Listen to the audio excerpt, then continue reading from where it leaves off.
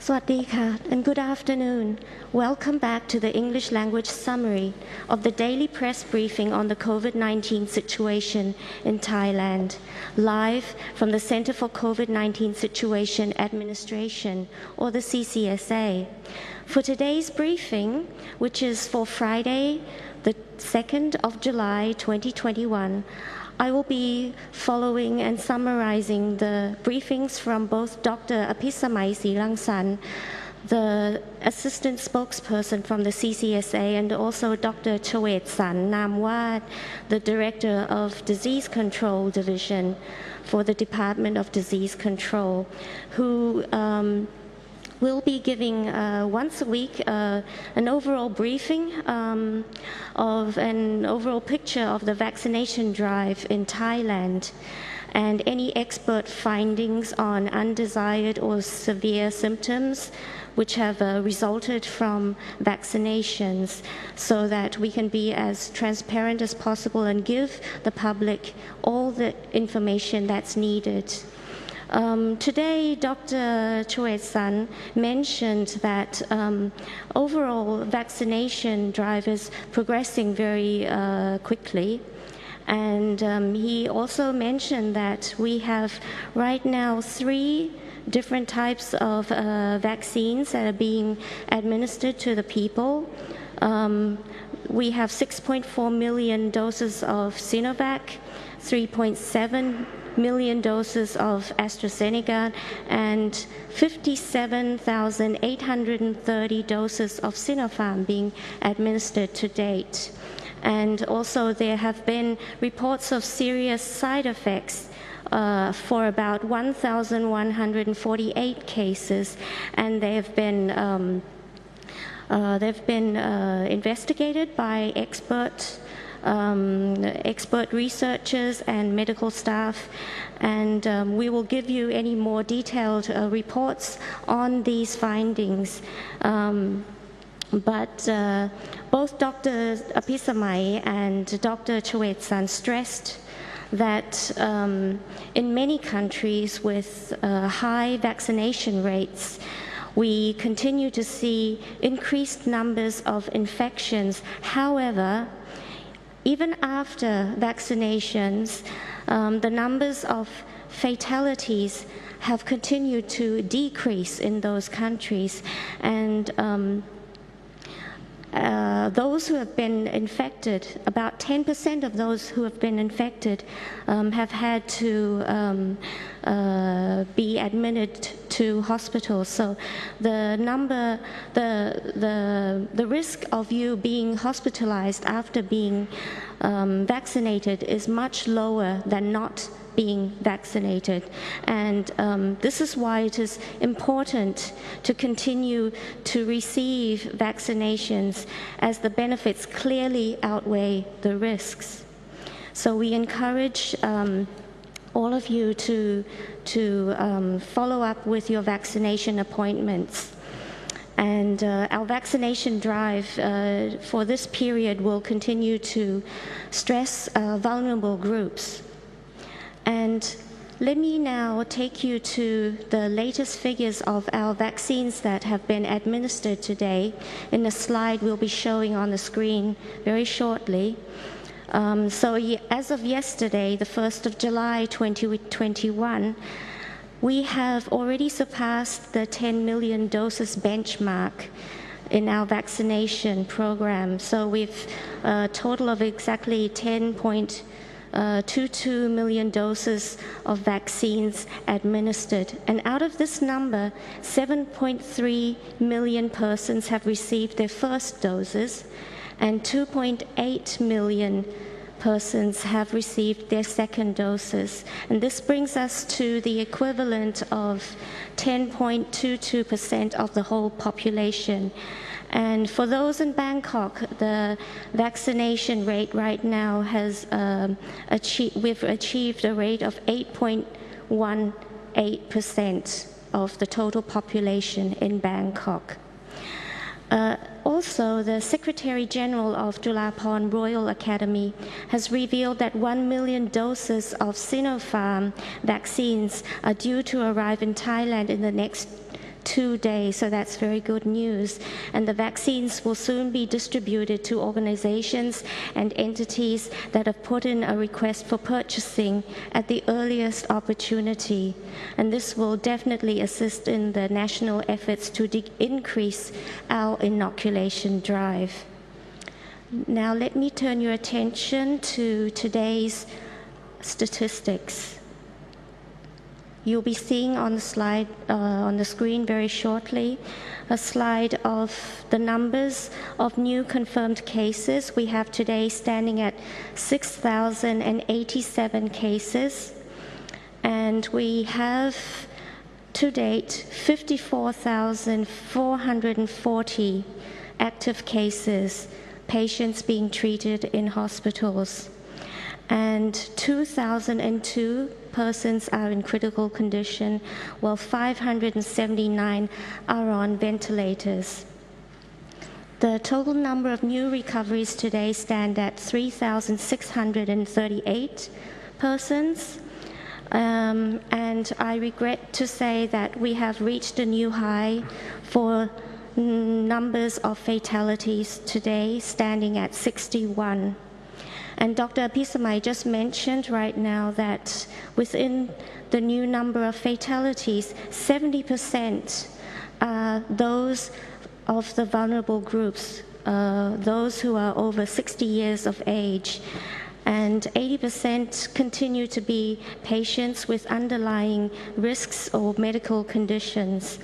And there are 4% who are medical personnel who have succumbed to the disease. And so this is a risk that continues to worry us. She also mentioned that among all the patients, out of 100 infected persons, we could find about 5 who could experience severe respiratory symptoms. And within 10 of those who are on respiratory machines, there could be about 1 fatality. And therefore, the situation in Thailand continues to be worrying. And therefore, Bangkok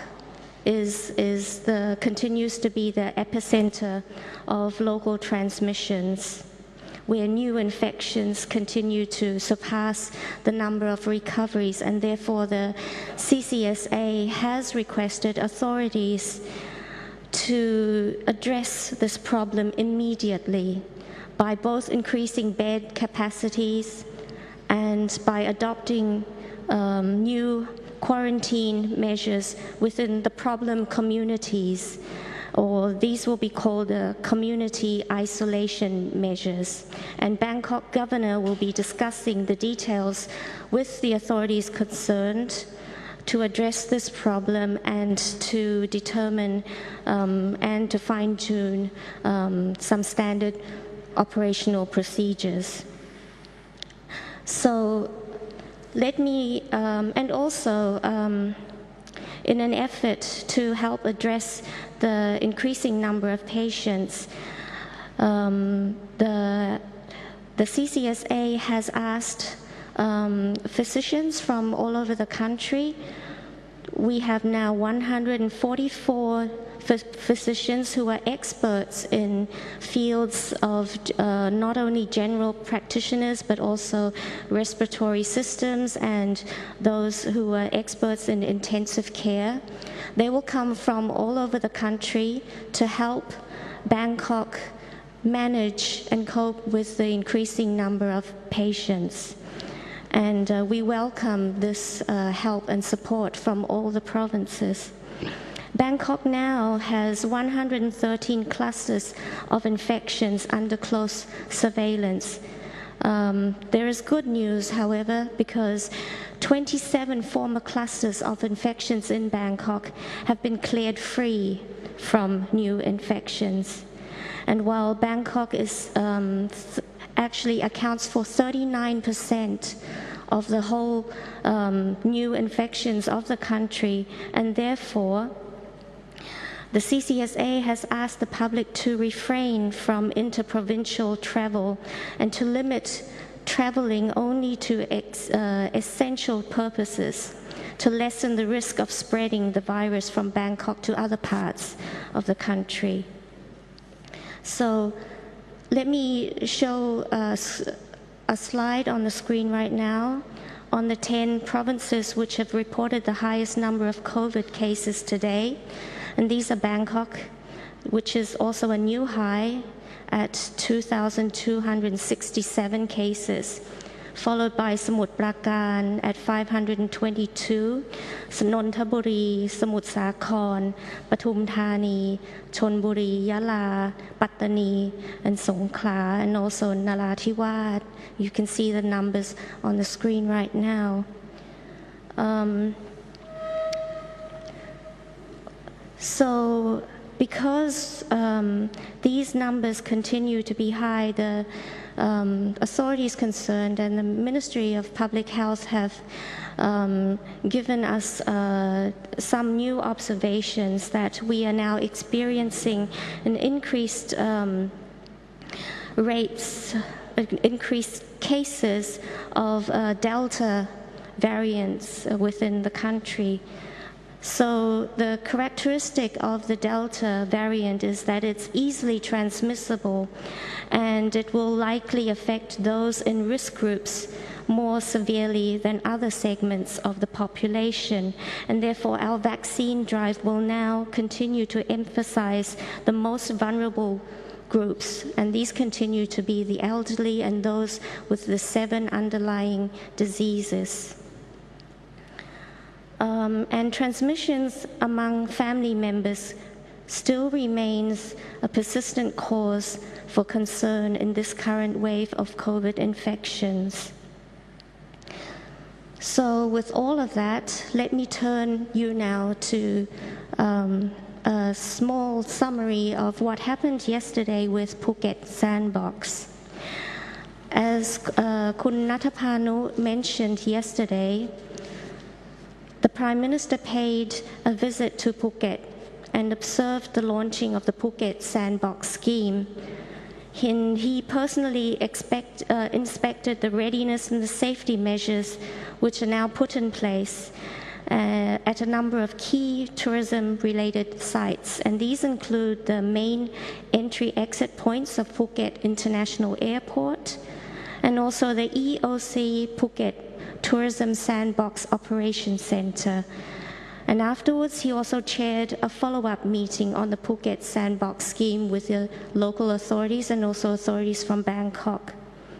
And in total, yesterday, we saw 347 passengers on the flights from Israel, from the United Arab Emirates, from Qatar, and Singapore in Phuket. So the Prime Minister himself greeted our international visitors. And these first group of international travelers are now no longer required to undergo quarantine. And this will be the first time since over a year ago when we first introduced our quarantine measures for international arrivals that these passengers will never have to be in quarantine. As these travelers enter Phuket, they will also undergo several measures to guarantee that they will not, if there are any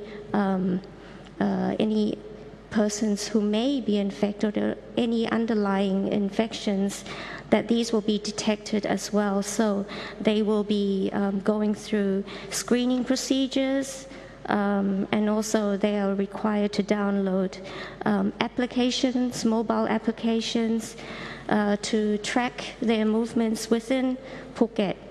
And they are also required to take swab samples for RT-PCR testing. And so they are probably now resting very well in their respective hotels and wait for the results of their RT-PCR testing before they move back to they resume their touring or their activities for recreation activities in Phuket.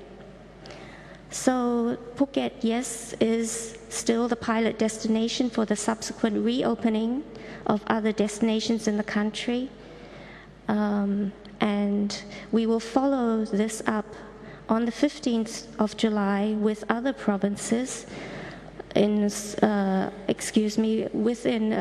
with other islands of Sulathani province, and this includes Got Samui, Got Phangan, and Got Tau on the 15th of July, should the Phuket model prove itself to be successful.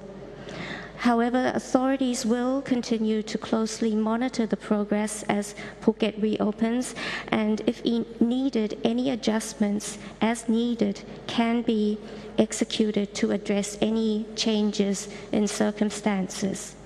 Phuket has already progressed very well with its vaccination drive. 70.25% of the population have already received their first doses, and over 60% their second dose. So this will continue as they receive international travelers. And also within Got Samui, Got Phangan, and Got Tau, the vaccination drive is progressing very fast as well, so that they can very soon open up their islands later on to follow the Phuket model.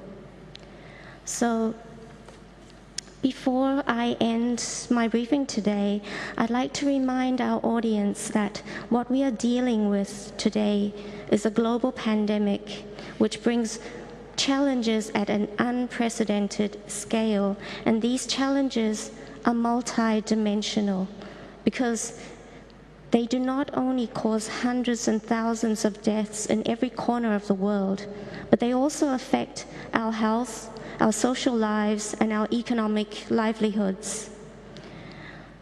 Because of the restrictions that we have had to impose in order to limit risks to public health and in order to save lives. And it has so profoundly affected our economies in the sense that even after we have been able to control the disease, our economies will still need time to recover and recalibrate. And this is why the measures we have in place, be it physical restrictions or reopening the country in selected provinces, they all need to be multi-dimensional too. To solve a complex challenge, our approach cannot be one-dimensional, and therefore the CCSA needs the collective cooperation of the public and understanding to continue to comply with our measures, which will try to target the problems precisely where remedy is needed. And at the same time, in places that are ready to reopen, we need to explore modalities to enable the economy to move forward and save businesses and livelihoods at the grassroots level.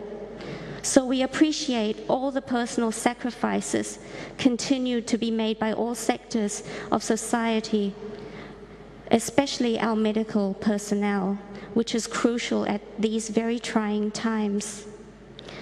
So sacrifices, personal sacrifices from everybody right now, including just very small sacrifices of refraining from social gatherings, keeping distance from family members, as well as staying at home as much as possible, can make huge differences to our efforts to curb the virus and will help alleviate the burden of our medical personnel who continue to work around the clock even after a year and a half. This is all I have for you today. Kindly remember to practice DMHTTA, and as we continue to battle this current wave of COVID infections, we'll be back with the English summary of the daily press briefing on Monday again. Thank you for your kind attention. ขอบคุณค่ะ สวัสดีค่ะ